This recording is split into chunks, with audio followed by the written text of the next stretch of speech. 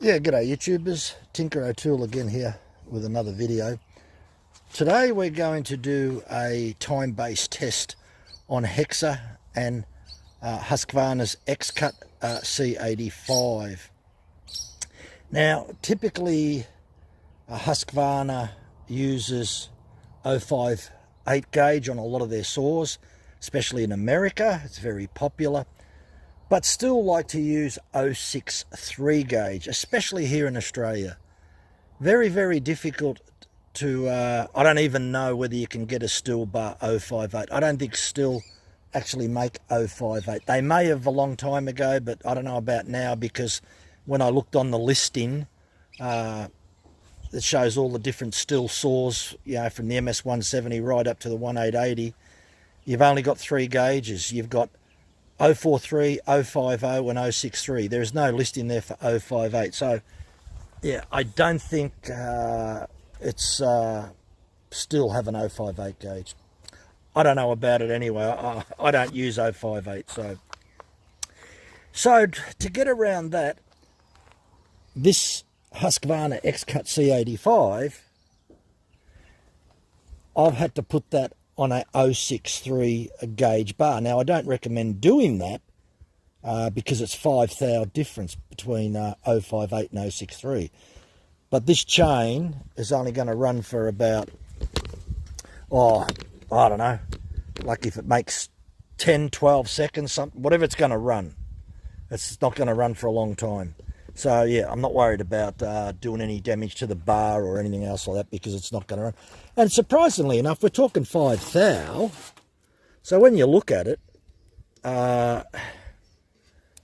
it doesn't actually move. It moves a little bit. There's a little bit of wiggle there, but as I said. Now, the other thing, have a good look at that Husqvarna's X-Cut there. You'll notice that there's a little bit of a point right at the end of it, whereas on the Stihl's Hexa, that point is more defined.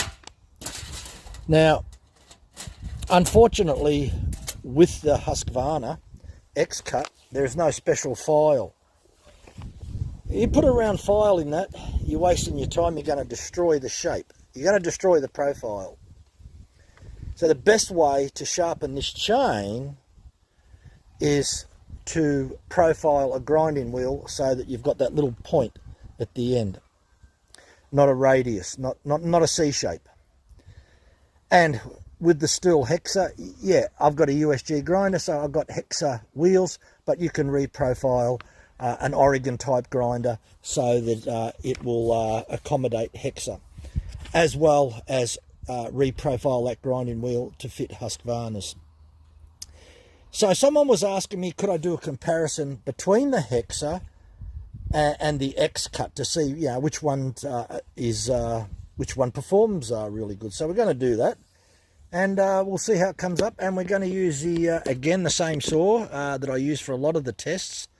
Is an MS380. It's almost 20 years old. 72cc saw, but it's a good saw to test. I don't want to put on some big huge saw where I've got, you know, absolutely shitloads of torque and it's not really a contest. So yeah, I want the saw to be not bogging down, but I want the saw to be working hard so that it's a bit of a fair judgment. And one thing about all these tests, that if you compare one chain against another chain, it all has to be done on the same log with the same density. You can't swap between one log and the other log if you think it's the same size. The density could be different, the water content, the moisture content could be different.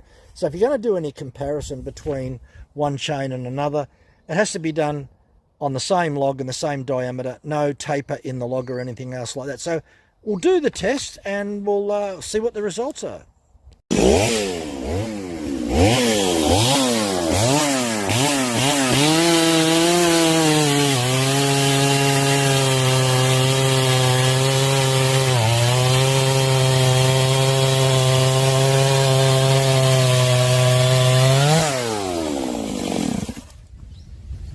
Well, it seemed to go okay. Okay, so now we're going to do Hexa. Oh, we've got the Stihl Hexa on there. Give that a what time that produces.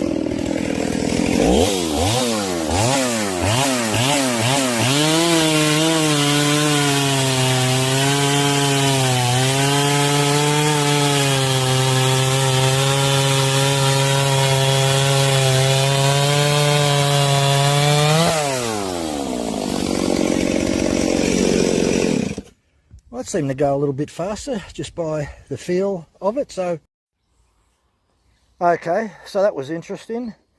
Husqvarna had a time of 13.4 seconds, so that wasn't too bad. Piece of timber's over 14 inches in diameter because the saw had a 20-inch bar on it, 063 gauge. And yeah, the Husqvarna 13.4 seconds and the Stihl Hexa was 13 seconds, so there's really nothing in it. I did it a couple of times and that's what it averaged out to. Only one other thing to mention, that the bar used was 063 gauge, and as I said before, I put an 058 gauge on there, but as I said, you know, it's not something that you would do in practice, 5 thou difference, but only running for 13 seconds or whatever, nearly 14 seconds, that's not going to do any damage, so I wasn't worried about that. The only other thing to take note of is that if you look at the kerf of a full chisel chain on a Stihl chain, it's about 4.5 millimeters, 4.4, 4.5. There is a slight variation there on all chains, not just Stihl. Nothing is ever exactly when you check it because it's mass produced. So the Stihl averaged around about 4.4 millimeter kerf. The Hexa was between 4.1 and 4.2 millimeter kerf, and the Husky was about 4.2. So, yeah, there is a difference. It's a narrower kerf. So, a narrower kerf, yeah, you look at it 10%, close enough to 10%. So, it makes a difference. Everything makes a difference. It mightn't be much of a difference, but it is a difference nonetheless. So, that was interesting. So, you know, if you're using a Husqvarna and you're sort of thinking about Hexa, the only thing that I would say is that if you do buy Husqvarna's X-Cut, don't use a round file on it because you're going to ruin that profile, because Husqvarna's X-Cut is not to have a round file shape. It has a angle coming in of about 40 degrees, so it's not 60 degrees top plate cutting angle. It's quite aggressive. It's around 40 degrees, so that's really aggressive. And that comes in for about 1.5 mil, something like that, and then the C shape comes in after that. So you can see that on the profile in the video when I showed what it looked like. So, and it's been around a lot longer than Hexa. So look, it really performs just as good as Hexa. So if anyone's worrying or anyone's wondering, I should say, you know, what's Hexa like compared to X-Cut? Nothing in it. Nothing in it. Wouldn't even worry about a half a second here or half a second there. That's neither here nor there. But anyway, after repeating the test a few times, that's what it averaged out to. So it wasn't just one pass, although that's all you saw on the video. There were several passes and I averaged them out. So a lot of times when you do a test, you should do that. I like to cut about four pieces and put the stopwatch on it and then average it out. And that's a good way to test it. So, and the timber had about 16 to 22% moisture, being more wet on the outsides, and it had been drying for about 6 months. So, and it's red ironbark. So that was the result. So for anyone wondering the difference between Hexa and Husqvarna's X-Cut, not much in it, wouldn't worry about it. Thanks for watching. Bye for now.